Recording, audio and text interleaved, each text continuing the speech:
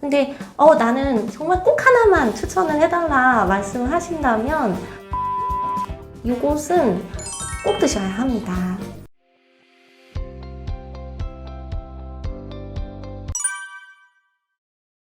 암세포의 이제 사전적 정의를 말씀드리면 정상인 조직세포가 어떤 원인으로 무제한 증식하여 그 생체의 생활 현상이나 주위의 조직 상태 등에 관계없이 급속한 발육을 계속하여 마침내는 생명을 끊게 하는 악성의 신생물이라고 나와 있거든요. 그런데 이 무시무시한 암세포가 누구에게나 있다? 모든 건강한 사람에게도 있다? 라는 말이 처음 듣는 분도 계실 거예요.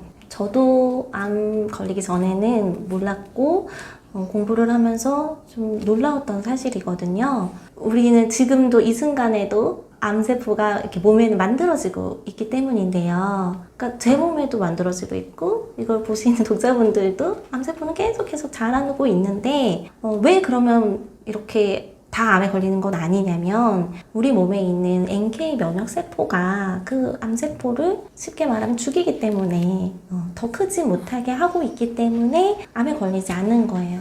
이렇게 무수히 많은 암세포가 사라졌다 생겼다를 반복하다가 아까 말씀드렸던 어떤 계기, 스트레스, 극심한 스트레스라든지 너무 지속적으로 건강하지 못한 이제 삶을 계속 식단이나 운동을 하지 않았을 때 암에 이제 걸리게 되는 거죠. 그런 NK 면역세포가 제대로 활동을 하지 못했을 경우에. 제가 암에 걸리고 나서 정말 저를 괴롭힌 질문 중 하나가 왜 암은 이렇게 병원에서 치료하고 수술하고 다 하는데 왜 또 재발하고 전이 되나. 암 환자들 가장 무서운 게 사실은 재발 전이거든요. 그 해답이 바로 여기에 있었어요. 치료해도 또 암세포는 생기는데 내 몸의 체내 환경을 바꾸지 않으면 암세포가 또 자라고 그 NK 면역세포가 암세포를 죽이지 못하면 그게 이제 전이 재발되는 거잖아요. 이거는 병원에서 의사들이 암을 완치시켜주는 게 아니라 결국은 내가 바뀌어야 자기 한자 스스로 세포를 바꿔야 사는 병이다. 이런 생각을 했고 그런 책들도 이제 많아요. 관심이 있어서 보신 분들은 이제 그런 얘기 많이 들어보셨을 거예요. 그래서 우리가 암의 스위치가 켜졌다고 하잖아요. 그 스위치를 꺼야 되는 거죠. 정말 어려운 문제인데요. 저 표준치료 할 때도 이 고민을 되게 많이 했어요. 영양제를 먹어야 하나 말아야 하나. 먹는다면 어떤 영양제를 먹어야 하며 또 내가 선택한 영양제는 어떤 브랜드를 먹어야 되나. 이거는 이제 암 환자들의 끊이지 않은 숙제?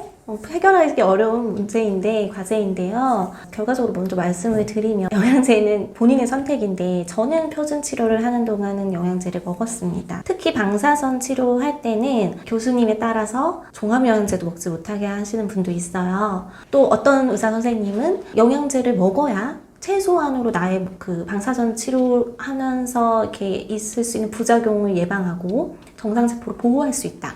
반드시 먹어야 된다.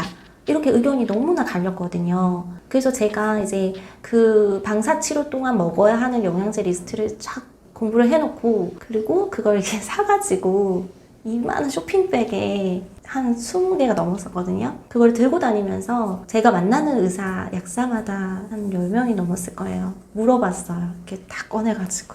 그러면 이건 먹어도 되고 이건 안 돼요. 이건 먹어도 돼요. 근데 문제는 다 달라요. 어떤 의사 선생님, 어떤 약사를 만나도 먹어야 된다, 먹지 말아야 된다 의견도 다 분분했기 때문에 결국 이제 자기가 선택하는 거죠. 근데 저는 먹는 게 맞다고 생각을 했고 병원에서 먹지 못하게 하는 이유는 어느 걸 먹을지 모르기 때문에 그게 좀 크다고 생각해요. 그러니까 이 환자가 어떤 영양제 드세요 했을 때 어떤 영양제를 먹을지 모르는데 그 영양제가 그거를 일일이 상담을 해주기에는 의사 선생님들은 너무 바쁘시잖아요. 그런 거를 해줄 수 있는 상황이 아니기 때문에 그냥 아예 먹지 마세요 라고 하는 거고 제 생각에는 최소한의 나의 몸을 지키는 영양제는 복용하시는 게 좋지 않을까? 이것은 제 개인적인 견해입니다. 일단은 이견이 없는 영양제. 우리가 먹는 항호르몬 치료제가 또 있거든요. 그런 거에 영향을 주지 않는다라든지 괜찮다는 의견이 대세인 것들, 그런 것들 위주로 이제 먹었고, 좀 교집합적인 여러분들이 추천하신 것 중에서 꼭 먹어야 된다라는 거를 이제 골라서 이제 리스트를 만들었는데요. 지금까지 제가 먹은 영양제를 잠깐 말씀드리면 비타민 C, 비타민 D, 종합 비타민, 오메가3, 커큐민, 코큐텐, 셀레늄, 베타카로틴, 유산균, 알리포산, 아연, 케르스틴, 낙, 칼슘, 마그네슘, 아미노산, 버섯 추출물, 녹차 추출물, 칼슘 디글루카레이트, MSM, 레스베라트롤, 실리마린, 멜라토닌, 펩틴, 딤. 엄청 다양하죠. 이거 하루에 다 먹으려면 정말 배가 터집니다. 너무 물배차고요. 챙겨 먹기도 힘들고 약값도 많이 들어요. 제가 그 당시에는 이제 이렇게 절박하게 영양제를 또 먹었던 이유는 식단을 지금처럼 관리를 하지는 못했어요. 좀 이런 생각도 있었어요. 정말 식단을 잘 관리할 수 있는 분들은 굳이 영양제를 챙겨 드시지 않아도 돼요. 그런데 어떤 이유든 간에 내가 그 식단을 잘 할 자신이 없다. 그럼 정말 말 그대로 영양 보충제잖아요. 그러니까 영양제로라도 필요한 그 물질들을 섭취를 한다고 생각하시면 돼요. 그래서 저는 지금은 많이 줄었어요. 지금은 이렇게 다 먹지 않고요. 비타민 C, 비타민 D, 오메가3, 유산균, 딤 정도만 먹고 있거든요. 그러니까 이 딤이라는 것도 사실 브로콜리 많이 드시면 돼요. 근데 아무리 많이 먹어도 그 캡슐 하나 먹는 것보다 이제 양적으로 차이가 있긴 하겠지만 사실은 또 영양제를 많이 먹는 게 또 그렇게 간에는 좋지 않다고 하잖아요. 그러니까 그런 것들을 이제 걱정되시는 분들은 본인의 간 수치를 이제 혈액 검사를 통해서 파악하시고 만약 간이 이제 튼튼하고 괜찮다 이러실 때 이제 영양제를 드시면서도 계속 정기적으로 체크를 하셔야 돼요. 근데 나는 정말 꼭 하나만 추천을 해달라 말씀을 하신다면 비타민 D 이것은 꼭 드셔야 합니다. 다른 건 몰라도 비타민 D는 저 유방외과 주치 교수님도 처방을 해주시는 유일한 영양제예요. 암의 예방과 치료에 도움이 된다고 증명이 되었고 그거를 이제 의사들도 인정한 영양제라고 보시면 돼요. 그런데 이 비타민 D는 물론 또 약을 싫어하시는 분들은 햇빛 많이 쐬면 된다 이렇게 말씀하시는데 그게 암 환자에게 필요한 정도로 그렇게 수치가 올라가지는 않아요. 햇빛을 아무리 많이 쐬어도. 그렇기 때문에 비타민 D는 또 아무리 많이 복용해도 정말 가량으로 복용하면 문제가 될 수 있지만 좀 다른 영양제에 비해서 기준이라고 해야 되나요? 그게 그러니까 높아도 좀 괜찮기 때문에 혈액 검사를 한 3개월에 한 번씩 하시면서 혈중 농도를 보시면 돼요. 그래서 그 수치를 유지하는 게 중요하고 어떤 분들은 이제 비타민 D 주사를 맞으시기도 하는데 계속 비타민 D 주사로 맞는 것보다는 처음에 만약에 비타민 D 수치가 너무 낮으시면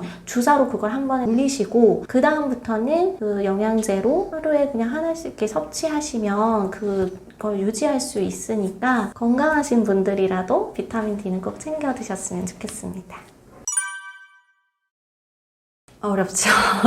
그 기준은 의사 선생님한테 물어보기도 하고 이제 약사 선생님하고서 상담도 하고 그리고 또 우리가 기존에 엄청 공부를 많이 하신 또 유방암 환자 보호자분들이 계세요. 인터넷 뭐 블로그라든지 카페에 보시면 대충 이거 좋아요가 아니라 아주 면밀하게 또 분석하셔서 그런 거를 또 공유해 주시는 분들이 계시거든요. 그리고 이제 저 또한 그런 이제 저만의 좀 뭔가 그런 영양제 리스트가 만들어져서 좀 막 진단 받으신 새로 이렇게 저한테 좀 도움을 요청하시는 한우분들께 그런 걸 이제 공유해 드리기도 하거든요. 거기에도 답이 있는 건 아니에요. 왜냐면 이 사람이 좋다고 했는데 다른 사람은 이거 안 좋아 이렇게 할 수 있어요.